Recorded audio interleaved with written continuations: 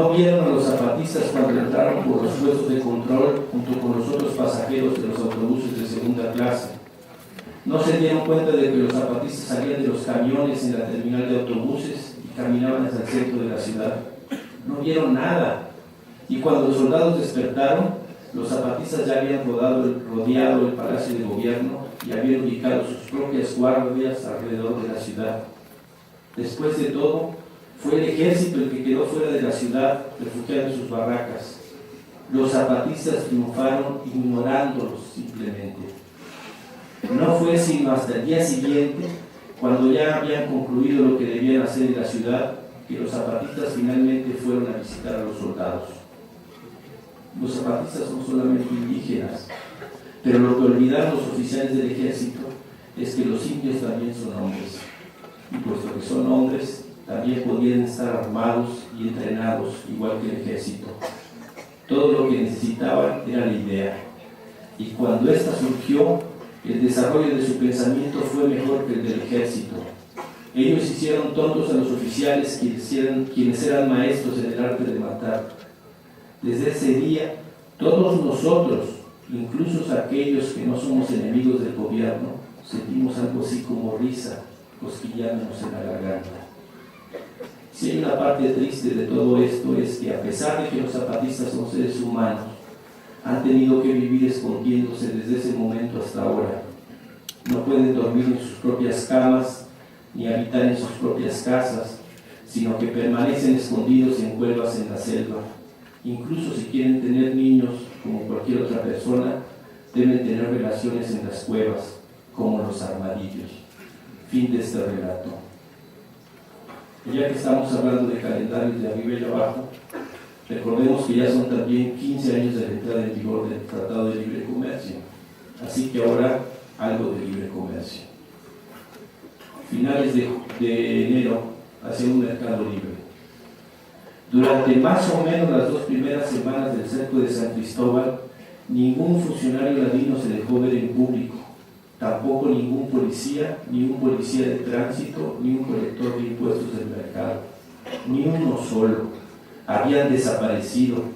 Estaban tan atemorizados de los zapatistas que se escondieron, pero en el momento justo en que estuvieron seguros de que el ejército zapatista se había retirado y ya no regresaría, ¡ja! De inmediato aparecieron de vuelta los policías de tránsito, quitando las placas a los vehículos, los policías municipales aporreando beodos y los colectores de impuestos corriendo a las pobres mujeres que procuraban vender sus jitomates y limones en las esquinas de las calles. De repente, cuando los zapatistas se fueron, dejaron de tener miedo, pero cuando los zapatistas estaban aquí, se quedaron en sus habitaciones, con las cortinas cerradas, temblando de miedo. Ni siquiera podían acostarse con sus mujeres de tan asustados que estaban. ¿Se dan cuenta de qué significa esto? Que ellos estaban aterrorizados por los indígenas, porque esos son los zapatistas, son indios. Cuando nosotros, los otros indígenas, nos dimos cuenta de ello, de inmediato nos sentimos fuertes como los zapatistas. Los mestizos de San Cristóbal siempre nos habían menospreciado solamente porque no hablábamos correctamente el español, pero ahora todo había empezado a cambiar. Un ejemplo de esto es que a mediados de enero, cuando los funcionarios estaban todavía escondidos, los indígenas vendedores de carbón de leña se reunieron y formaron la Organización Zapatista de Vendedores de Carbón de Leña. Después, sin pedirle permiso a nadie, se trasladaron del baldío en el cual siempre se habían visto obligados a vender en tiempos anteriores a la calle exactamente al lado del mercado principal. El hecho es que el carbón de leña es verdaderamente sucio. Todo a su alrededor se cubre de un polvo negro, por lo que los funcionarios del mercado siempre los habían mantenido lejos de la sección del mercado que frecuentaban la gente decente y los turistas. Sin embargo, al no haber nadie que los detuviera, los vendedores de carbón de leña pudieron estar cerca de todos los demás. Pero había también muchos otros indígenas que siempre fueron relegados a las afueras del mercado. Cuando estas gentes vieron que los vendedores de carbón de leña habían cambiado de ubicación sin pedirle permiso a nadie, comenzaron a llegar preguntando si ellos también podían trasladarse. ¡Híjole! De pronto hubo 200 personas sentadas en filas ordenadas vendiendo verduras y frutas y carbón de leña, en lo que antes solía ser el estacionamiento donde la gente rica dejaba sus vehículos. El primer día que se reunieron allí, el líder de los vendedores de carbón les dirigió un discurso. Hermanos y hermanas, exclamó, no tengan miedo. Muchos de nosotros estamos ahora vendiendo aquí en esta calle. Permitamos a todos aquellos que siempre han sido forzados a vender afuera de las partes traseras de los camiones, a todos aquellos que han sido empujados a las afueras del mercado, que vengan aquí al centro con nosotros. Permitámosle que vengan y ocupen un sitio en estas hileras que hemos hecho, y después veremos si los funcionarios se atreven a decir algo. Solo una cosa les digo a todos aquellos que se reúnan con nosotros: no quiero oír a nadie que hable de tener miedo. Si permanecemos unidos y firmes, no tenemos nada que temer. Todos los mercachifles indígenas saltaron poniéndose en pie. Estamos contigo, respondieron con alegría. De modo que temprano, cada mañana, todas estas gentes venían, se ubicaban en pulcras hileras y extendían sus mercaderías en el suelo. Pero llegó finalmente el día en que el administrador del mercado regresó.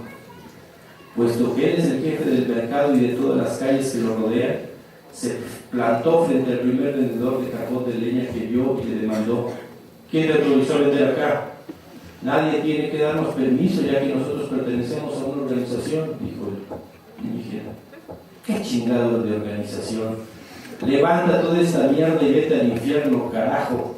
Fuera de aquí antes de que me enoje, gritó el administrador. No quiero oír ni una palabra más de ninguno de ustedes, culeros. ¿Vas a obedecer o no, hijo de la chingada? Madre de Dios, se lo veía realmente furioso. No, nosotros no nos quitaremos de aquí. Somos pobres y humildes y necesitamos vender para poder comer, respondió tercamente el indio. Entonces, por fin, habló el dirigente de los vendedores de carbón de leña. Te ves muy valiente ahora, le dijo el administrador en forma apacible. Pero cuando los zapatistas estaban aquí, no dijiste nada, porque estuviste escondido detrás de las faldas de tu mujer. Hasta ahora es que has tenido los huevos de hablar. Entonces, ¿quién es el culero? Tal vez sería mejor para ti que te quedaras callado, porque si nos corres, nos aseguraremos que el mando de los zapatistas sepa tu nombre y lo pondremos al tanto de la clase de hombre que eres. Puedes ganar hoy, pero tal vez deberías pensar lo que te costará en el futuro. Hijo, nunca antes un indio le había hablado de esa forma al administrador. Él empezó a temblar, quién sabe si de miedo o de rabia, y después se volteó y desapareció sin decir ni una palabra, llevándose a todos los cobradores de impuestos con él. Y así fue como estuvieron las cosas hasta comienzos de marzo. Gracias a los zapatistas, los indios están aprendiendo a levantarse por sí mismos.